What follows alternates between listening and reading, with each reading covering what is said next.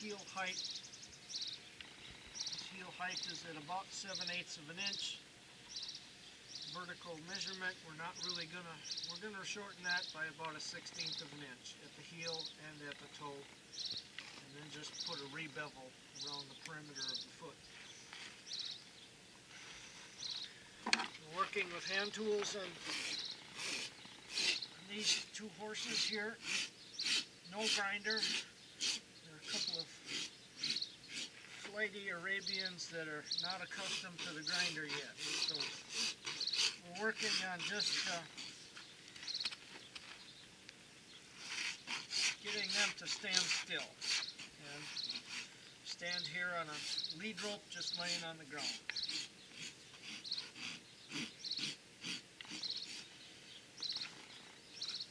There we got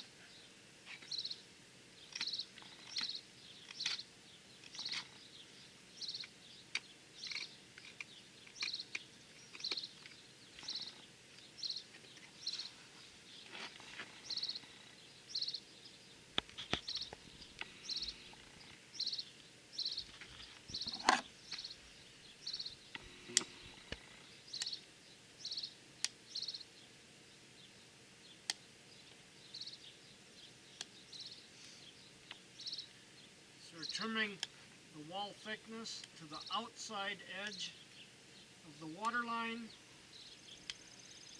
to create uniform wall thickness around the perimeter of the foot.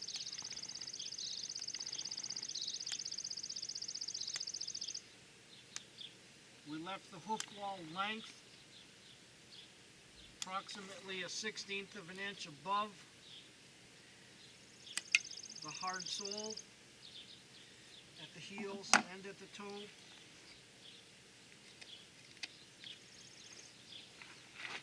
For this particular horse, that created a 13/16, which is equivalent to 21 or 22 millimeters of heel height. If we measure toe length from the top of the hoof wall to the ground bearing surface, for this horse we're at 3¼ inches or 82 millimeters. 3¼ inches is fairly short.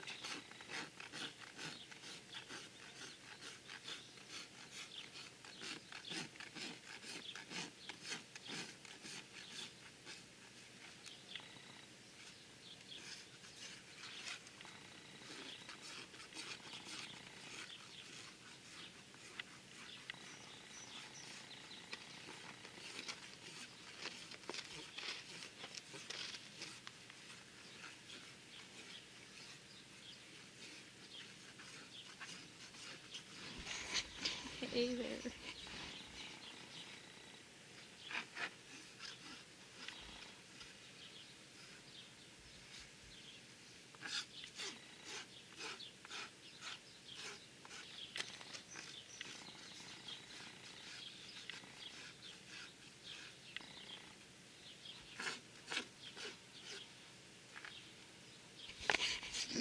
Stop it.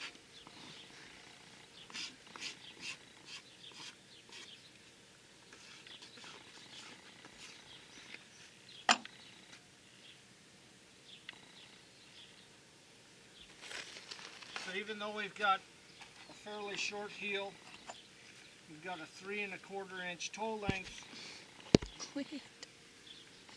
we got a 1/2 inch at the center of the foot, or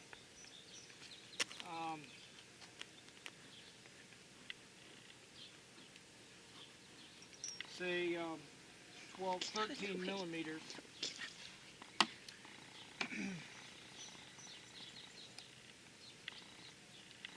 And that's not forcing the foot to be short, it's just trimming the excess length of what's there. And you notice we did not trim the hard sole anywhere else in the foot. Just the bars, which is hoof wall, We're not touching the sole. We're not touching the sole callus.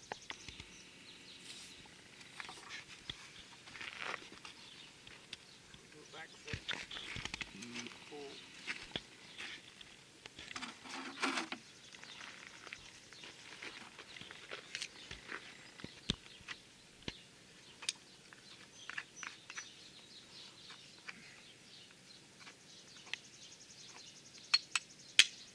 So just like with most other the horses that I work on here in Wisconsin,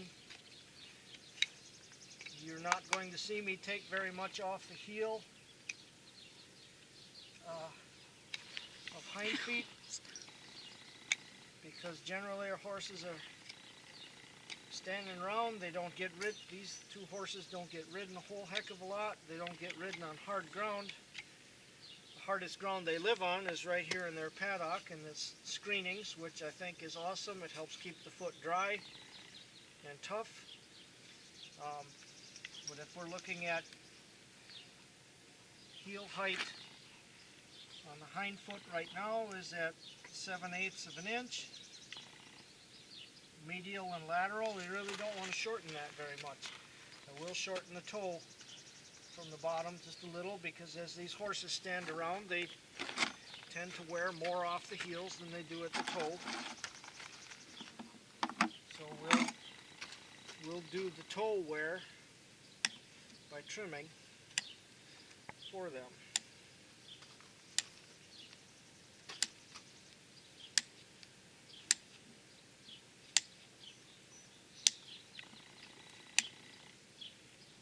I may take just a tiny bit off the heel. I took about twice as much off the toe.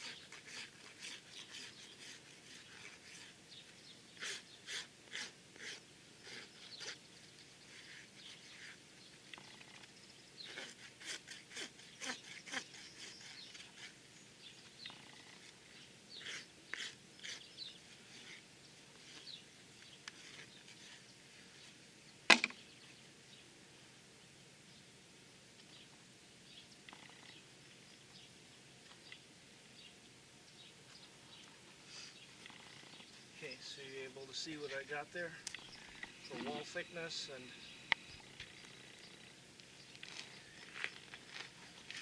okay, we'll put that foot down and say that's done.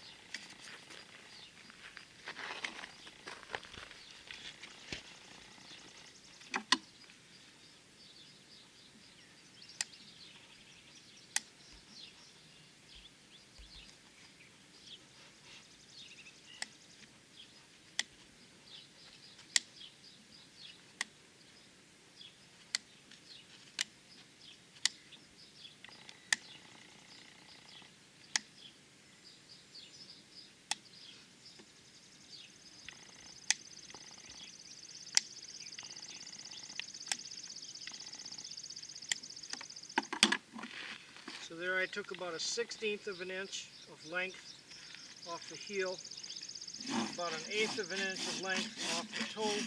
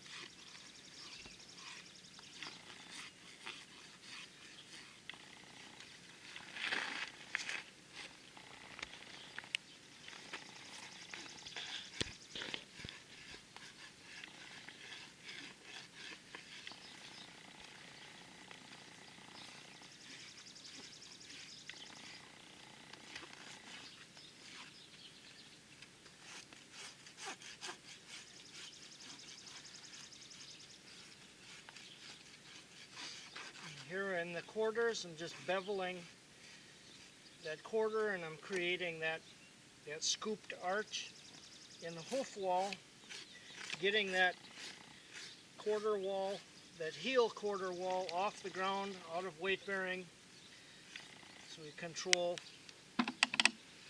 or eliminate the production of flares by having it shorter here, allowing when that foot expands for the arch to drop as the foot opens, and that hoof wall is not becoming overweight bearing as the hoof expands and opens at the heels. So we're able to control flare that way.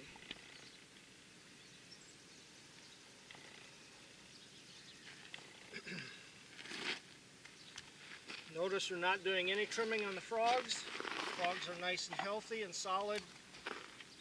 And we don't want to thin that frog. We don't want to take that hard callus off the outside of that frog. We just barely scratched it with the rasp.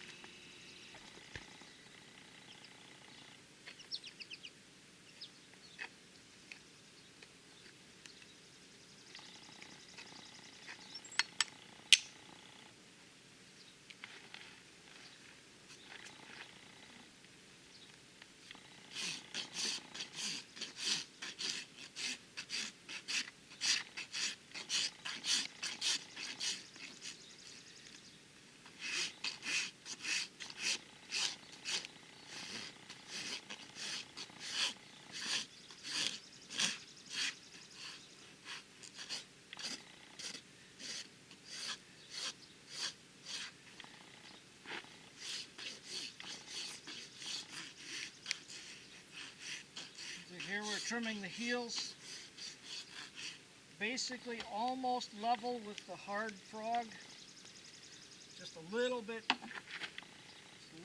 longer than the than the hard frog.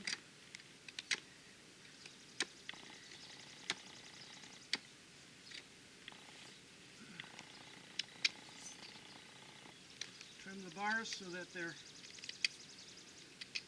either level with the hard sole or slightly longer than the hard sole.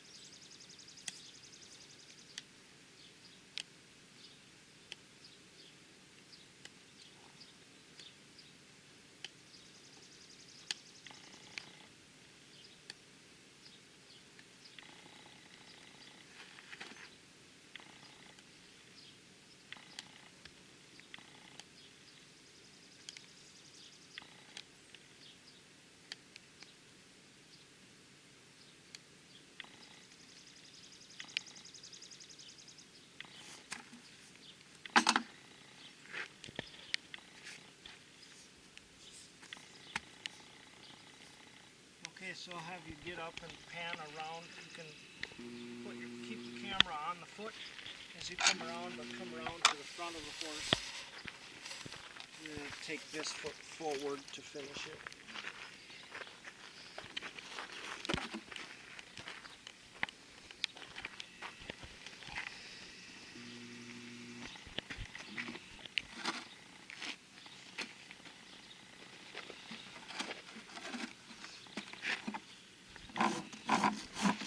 This is a horse that habitually in the past has been a bit of a stinker. To get him to stand still for trimming, he's pulled away and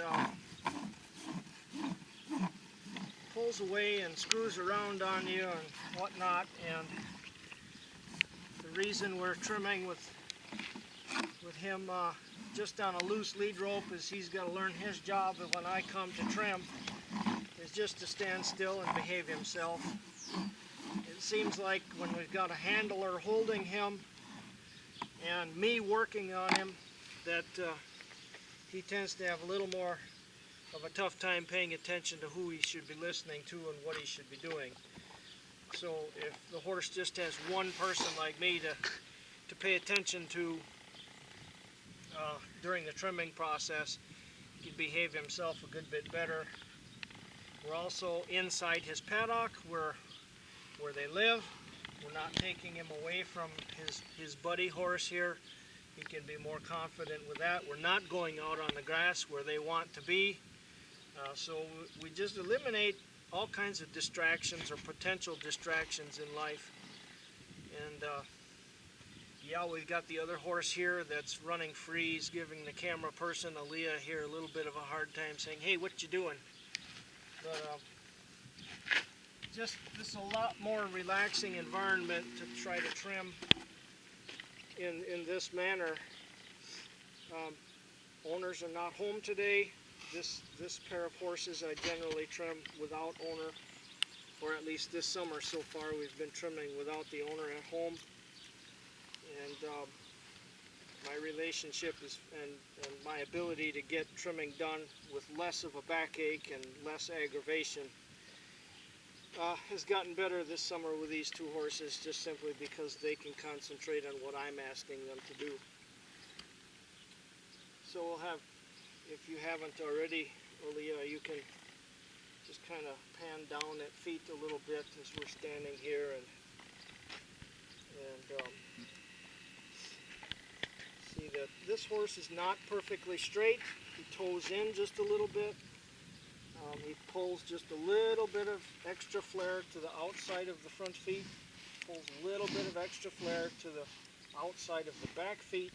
And when I trim, I trim to rebalance and reduce that weight bearing on the back side of the hoof wall to help reduce those flares. And you know, he does have some growth rings in the hoof wall. They go out on grass each day for a bit. I don't know how many hours or whatever, but they do have some fluctuation in their diet throughout the day. They do get hay each day, I think, and but it's not anything tremendously detrimental. So that's it for this guy. We'll just kind of change directions. Hey. Oh, that was unkind. Biting is no good, buddy. We'll just switch horses here.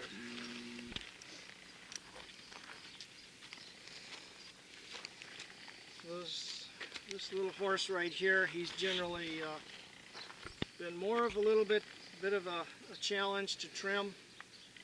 Getting him to stand still again this summer. Things have gotten better with him this summer. Giving him just one person to pay attention to. We'll see how he does today. We're not going to edit out any disciplinary things that I have to do with him. If that's the case, just to get his attention, but I'm anticipating that he's going to be just fine here. So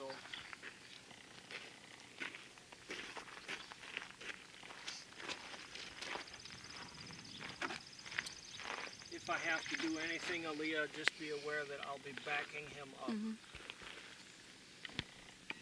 And if he does anything, he may go backwards on his own. So here we've got this particular horse. They live in the same environment. They eat the same diets. He generally grows twice as much foot as the other horse does. So we'll be using the nippers on this horse just a little bit more.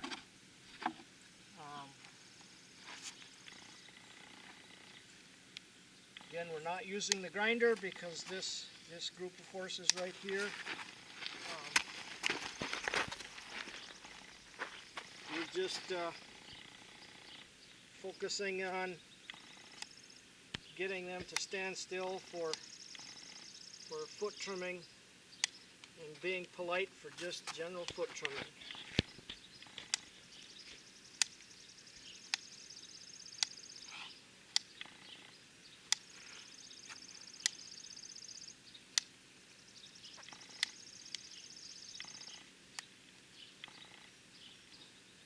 So we're taking off about 1/4 of an inch of hoof wall all the way around the foot.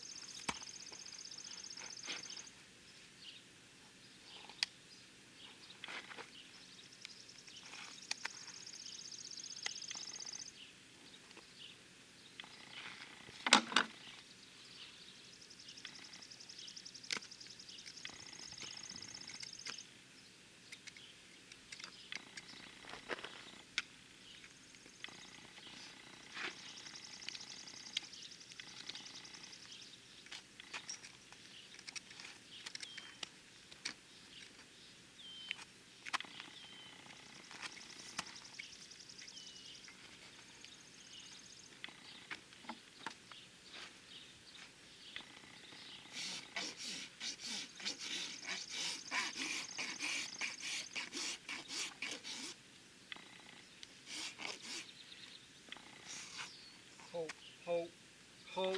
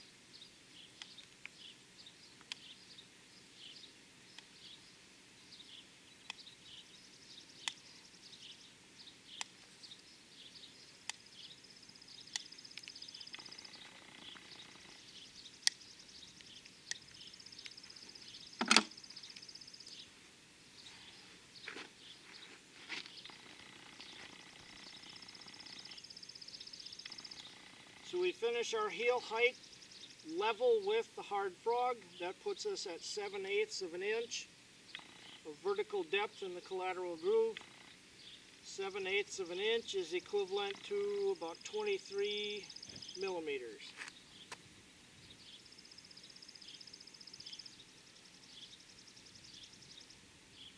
Okay, and we're not way back here at the back of the frog because you're measuring in that collateral groove. The deepest part of your collateral groove is about 1/2 an inch ahead of the heel buttress back here. So as you come farther into the back of the foot, that collateral groove gets shallower.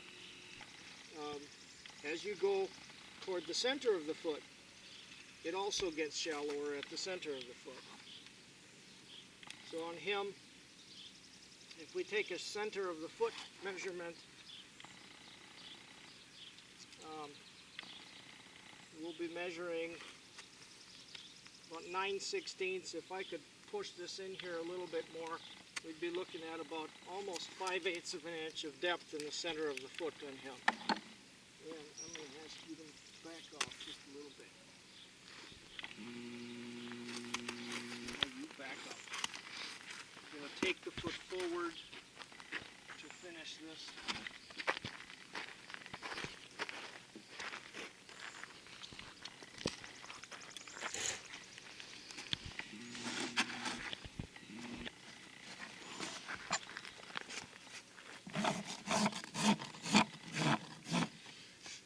Some people that see videos like this where we're just videoing in the raw, this is just raw footage, realistic everyday life trimming. You might say, well, it's unsafe to have the other horse there. You know, he's not tied up, he's loose. You know, he's there behind you, you got to be careful he's not going to bite you. All of those things. And that may be true. If you're not comfortable doing that, then have a handler with you, or tie up the other horse to keep him off you. But I have found that 99.99% of the time, when you go into horses' living paddock and their environment that they're comfortable in, they're generally not chasing each other around. You don't get the separation anxiety working in their paddock with them all right there next to each other. If you do have an instigator that's chewing on the one that you're working on, or he's chewing on your shoulder, yeah, you just need to shoo them away and get them off of you.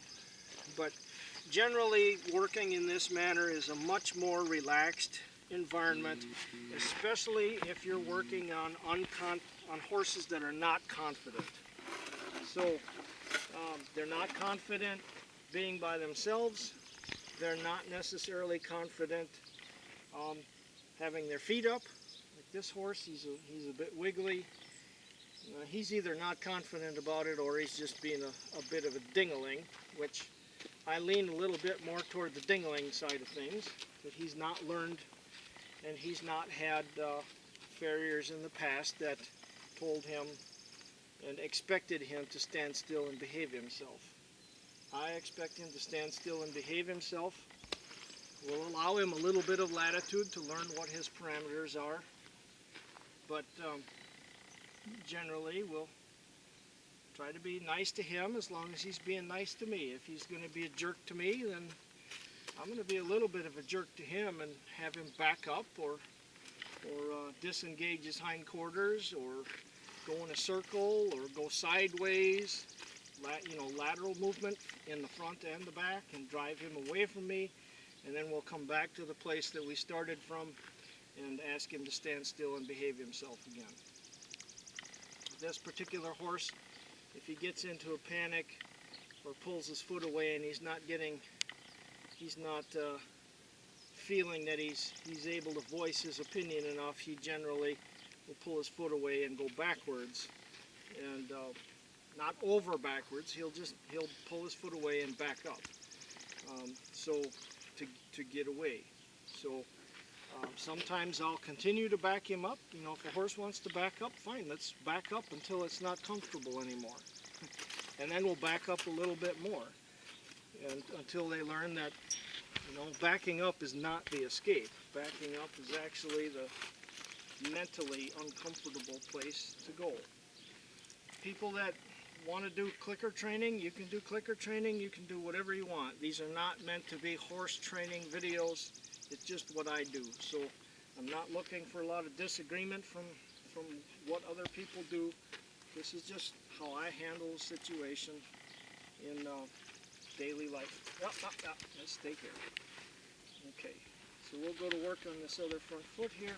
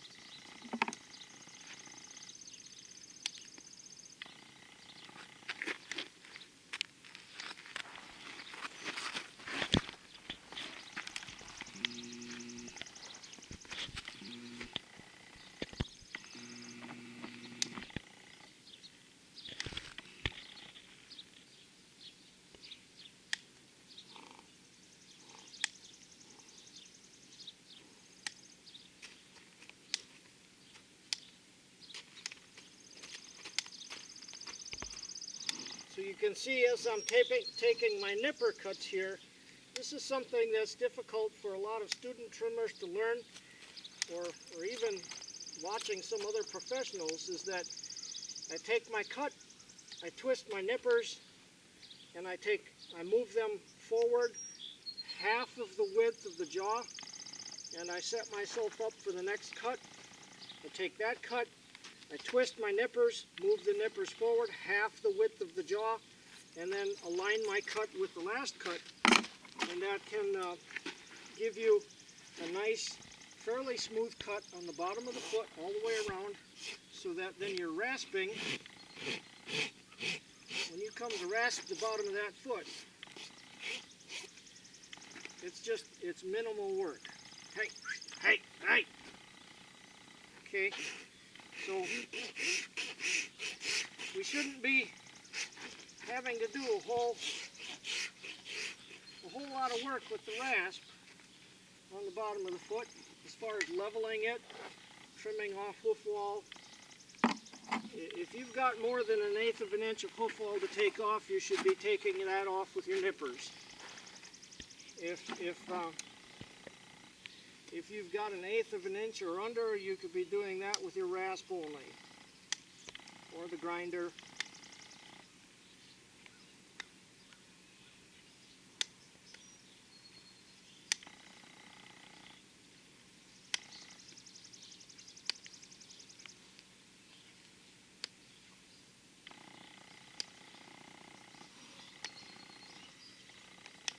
Hey! That fly was a long ways away from you, jughead. Yeah.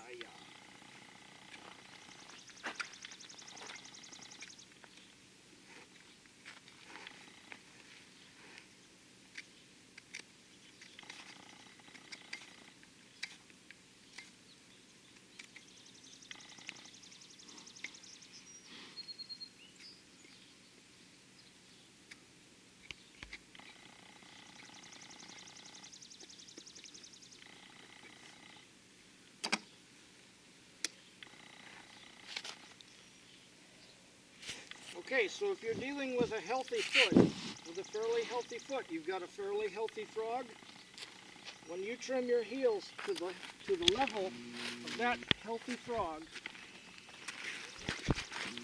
get out of here. Go on, get out of here. Come here. Come here.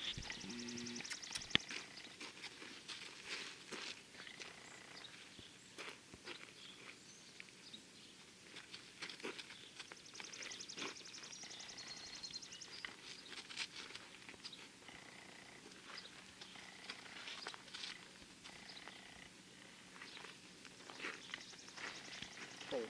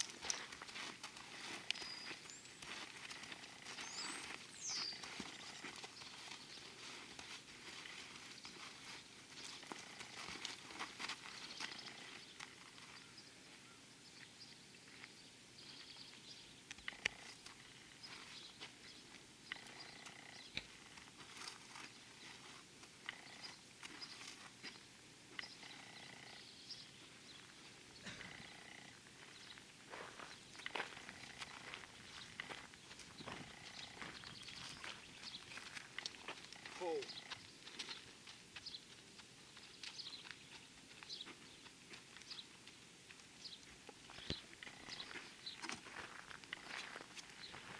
Okay, so if you're trimming the heels to a healthy frog like this, and it's hard and it's calloused, you'll trim to that frog level. You should come out right at exactly where your other foot was, 7/8 of an inch, or 23 millimeters. in your vertical height. If you've got a healthy foot, you're going to be able to trim these feet, and your measurements are going to come out identical from one foot to the next. If you're trimming on unhealthy feet, laminitic feet, you use your measurements as a guide of where to go and what your finished length should be in your foot on an unhealthy foot. So you can use these healthy feet to figure out what healthy parameters are, so that when you go to measuring and trimming on unhealthy feet, you've got some guidelines. So we'll come around to the front of this foot. You go cause trouble somewhere else.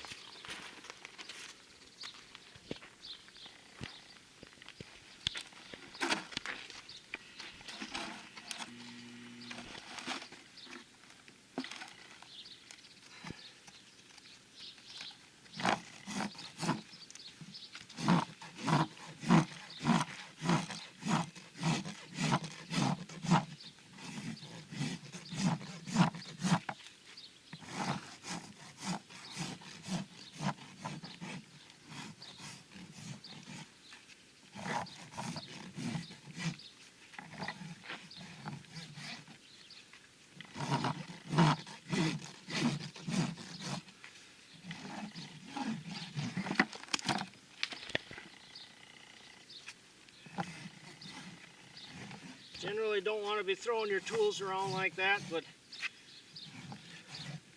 he was moving his foot for the sake of moving his foot. He's not being chewed on by flies, so I wanted to catch the foot. Okay, so come around here and get a picture of this bottom of the foot finished. So we're at 7/8 of an inch of vertical height on the heel. If we measure the center of the foot, we should be at I think about 9/16. And that's what we're at. We're at 9/16 or 15, say 15 millimeters.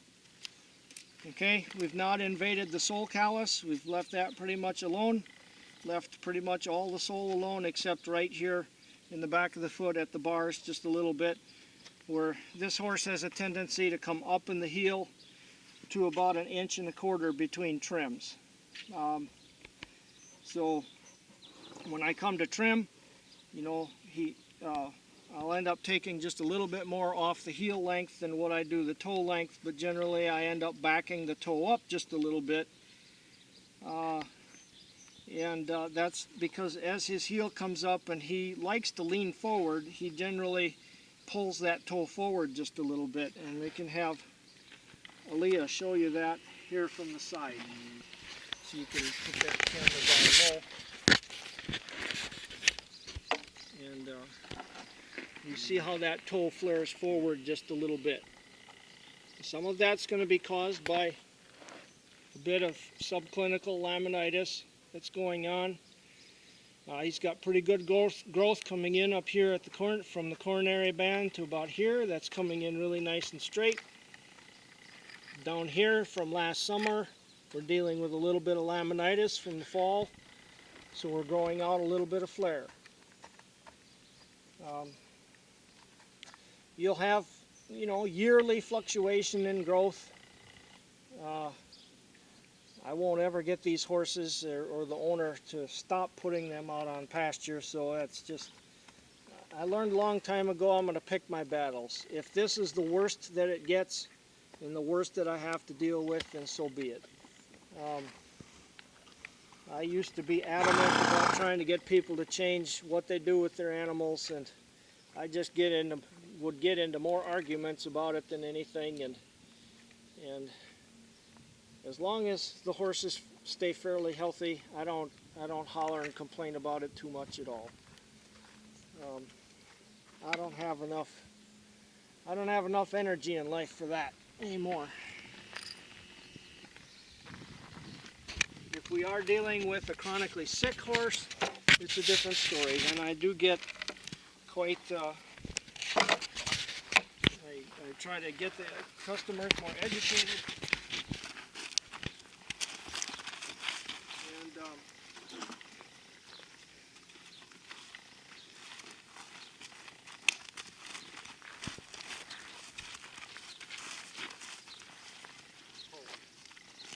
Ho, ho, ho. Here. Come here. You're all right. You're all right. Move over. Move over.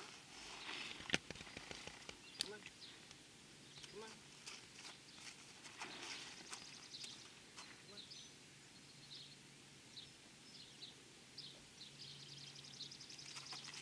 Not moving sideways. Just come forward. Okay? Just come forward. All right.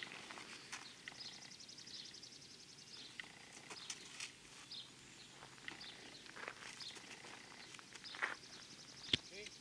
You're all right.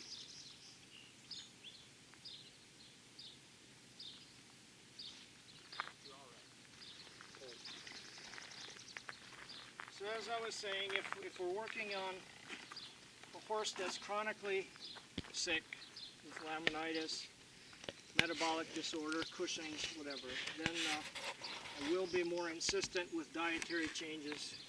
And but for the general horses that are like these, that are fairly healthy, we don't have a lot of issue. I'm not going to nitpick, and I'm not going to try to be a dictator on diet, because I just end up with too many headaches from owners.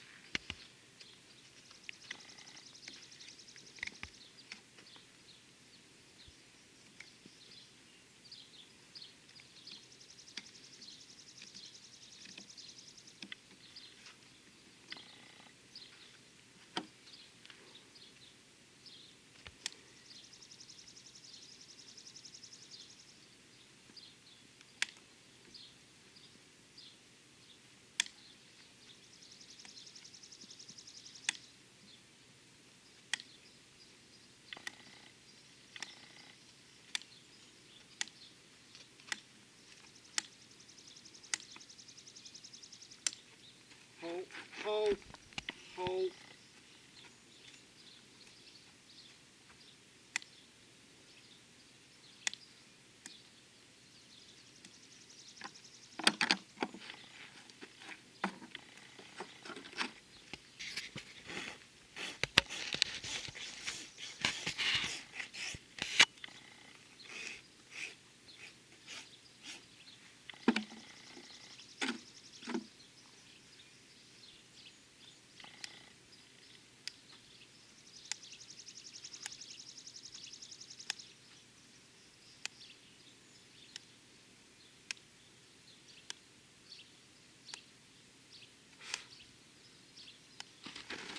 Ho, ho.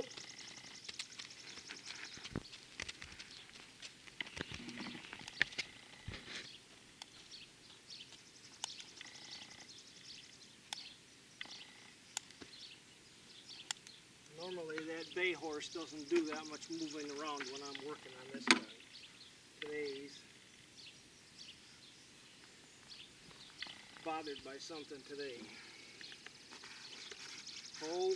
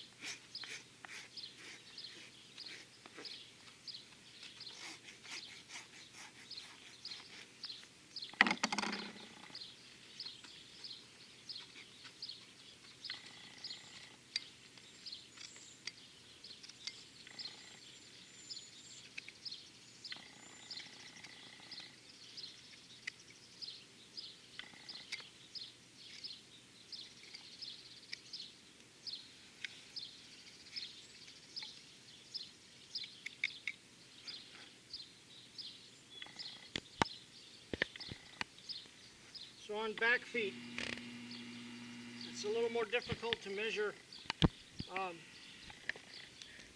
collateral groove depth in the center of the foot, but our heels are at 7/8 of an inch, or 23 millimeters. Center of the foot, we should be looking for probably about 5/8 of an inch.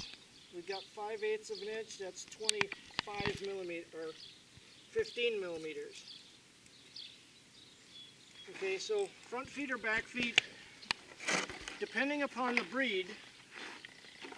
See, this particular horse is an Arabian. He's got a small, compact, a little bit more upright foot.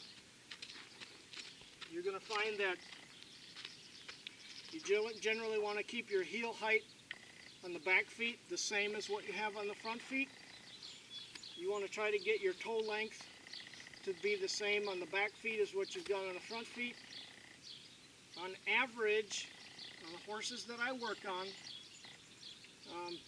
that toe length measurement is going to be right around from the ground level to the top of the hoof wall, where you palpate the hard edge of the hoof wall in the coronary band. You're going to be dealing with,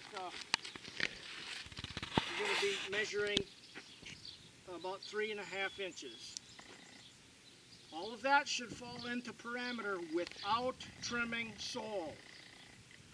Okay, you're not trimming sole to attain 3.5 inches. That's just where most of the average feet that I work on fall for measurements in this area of the country, without forcing the foot to be there. Okay, so we'll have Aaliyah come around to the side of the foot here, and if I measure, we'll just get the gravel out of the way there, and we'll see that the toe of the hoof wall is at about that level down here at the sand.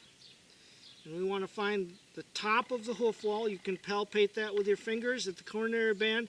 Where the coronary band gets hard, that's where the top of the hoof wall is.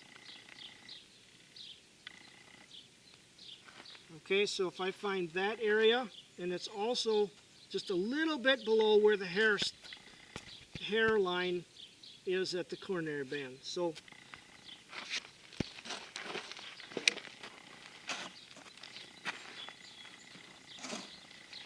if we can't get the horse to stand still with me touching the hairline, we'll just change what we're doing. Okay, so on him, if we feel where that is, and you can see a little line there, he's at 3¼ inches. If we're following a nice straight hoof wall, he's at about 3¼ inches, 3 3/16. Okay, that's a little bit shorter than the average horses, but we're not forcing the foot to be there. We're eliminating a little bit of extra length from the bottom of the foot. We're not eliminating sole thickness, and that's where the foot comes out. If we measure front feet, we're probably going to find about the same thing. Okay.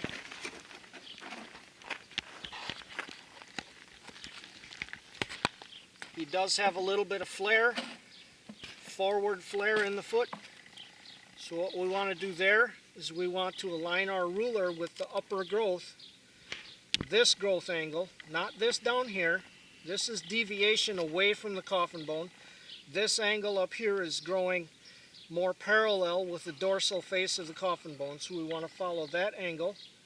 So if we follow that angle, we mark that part there, and he's at about 3 1/8, 3 3/16 on the toe length here on the front foot as well.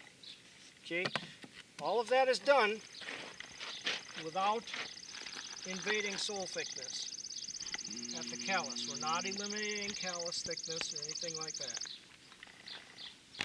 Okay, so that kind of concludes our session for today, trimming on these two horses. Again, this is kind of just realistic trimming, the good, bad, and the ugly. We've got a little bit of good here, got a little bit ugly.